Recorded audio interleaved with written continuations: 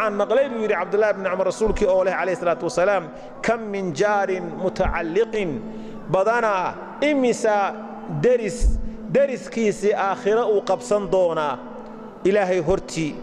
وورن دونا يا ربي هذا أغلق بابه دوني فمنع معروفه إلهي الباب كيبو إيقصو حدي درس بان وهين ودرقي تشري صدح لو وقت الراشين كوالقبي تشري هنبضة أنه بختني ودرس بان الله ومقدام درقان بانها واهيست إلهي أدونك دوميوك قبصان كرا يقفكو oo de waxa weeyaan wad ka baacinaysa haduu ku qabsado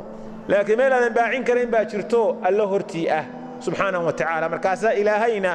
xuquuqda mu'minku u doodi doona markaasuu oran doona sida xadiiska qudsiga ya ibn aadam maridtu falam ta'udni ina aadano waan bukooday ima aadan soo booqan waan gaajooday waxba ima aadan siin waan haraaday ima aadan waraabin waan araday mariya ima aadan siin markaasuu qofku oran doona ilaahayow sidee wax ku siiya